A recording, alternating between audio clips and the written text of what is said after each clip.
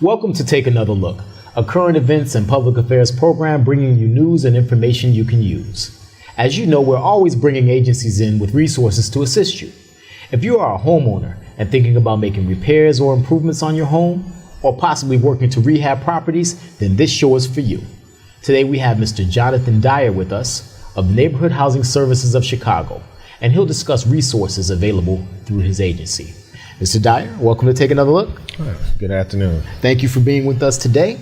So, of course, we're talking about houses and residential areas. We have a huge number of people in the village of Dalton who are looking to make improvements on their homes, rehabbing homes, things of that nature.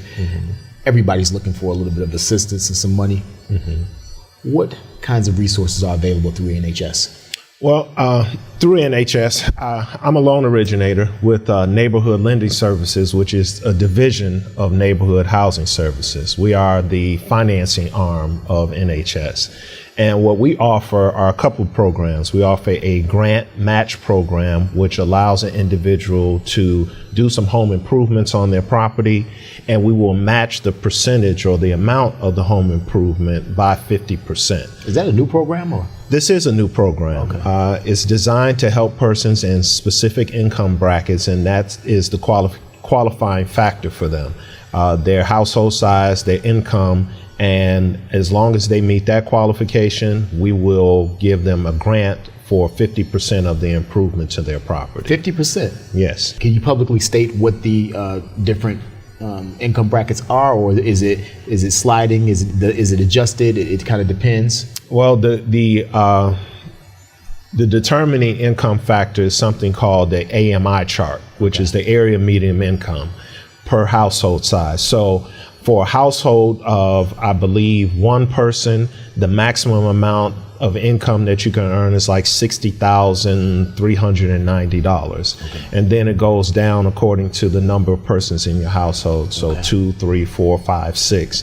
And as long as you are no more than 120%, you would qualify for that grant match program. Okay, so let's just use a hypothetical. So let's say we have $15,000 of rehab work that we want to do in our house, or well, let's use a round number. Okay, let's say $30,000. Say I have $30,000 of improvements. That's kind of a lot, but let's say that's how much. So tell us, this program would do what? This program would match you 50% of those improvements. So if the amount is $30,000, you would finance $15,000, and then we would give you a grant for the additional $15,000 of the repairs. Okay. The financing component does require a review of your credit. It does require a review of your source of income.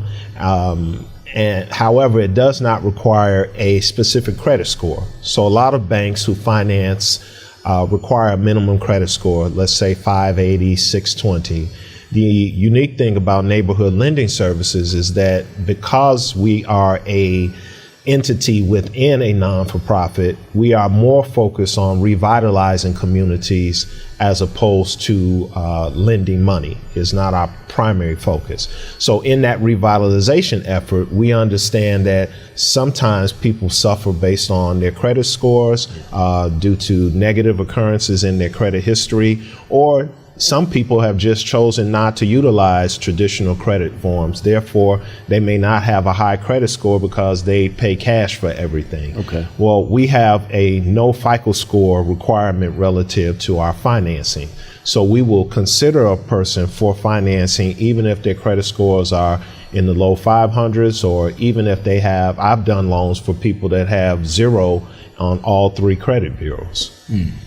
Now, I've heard also that you all have payment assistance or down payment assistance programs for first-time buyers. Yes, we do offer through our first-time buyer program, which is anyone that has not had an ownership interest in a property within the past 3 years. So someone that has owned a property 5 years ago and they sold that property in the past 3 years, they've been renting, they would still, by virtue of the IRS code, be considered a first-time buyer.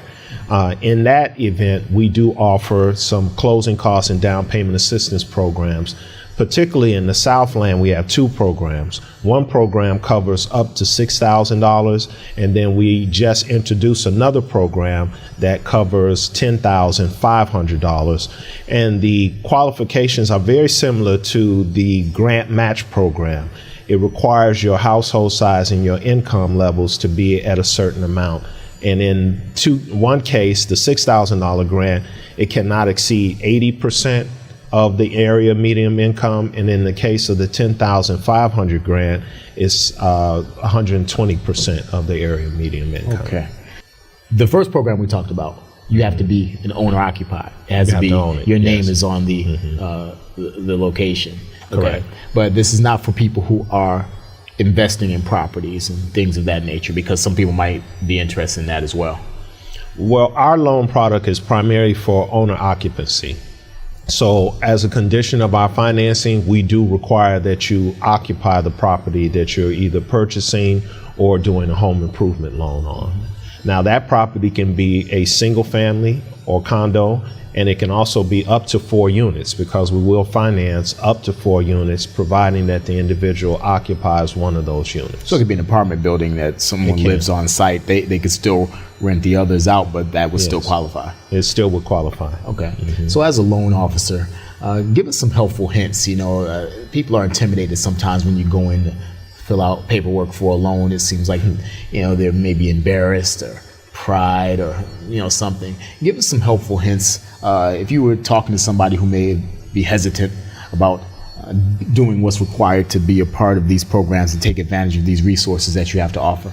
Well, I would advise them to allow the professionals to guide you. Ask educated questions. One of the great things I like about NHS is that they have a home buyer's education class for persons who are attempting to make purchases. And in that class, they pretty much educate you a lot about the process, the professionals in the process, your loan originator, your realtor, your attorney, and they also arm those persons who have attended the class with some very good questions to ask the professionals, particularly the loan officer, about down payment assistance, about interest rates, the type of loan products that you offer, whether or not there is any down payment assistance available for a potential borrower.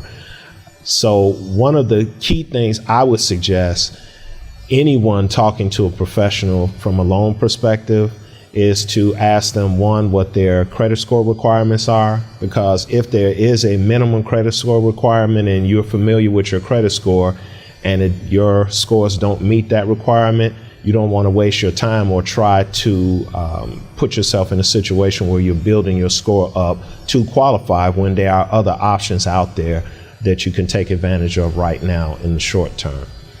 The other area I would suggest for anyone interested in getting a loan to purchase is to take the homebuyer education class. From a refinance or home improvement perspective, I would advise anyone looking for financing in those areas, although they may feel that there's a lot of paperwork asked of them in that process, but allow us to work with you and assist you in gathering that paperwork and also sharing with you the importance of those documents, how they relate to the process that you're getting ready to get into. Outstanding.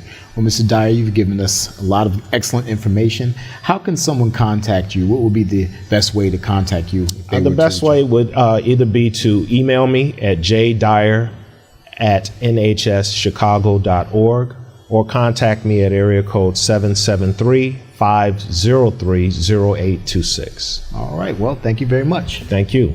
And thank you for tuning in to this edition of Take Another Look.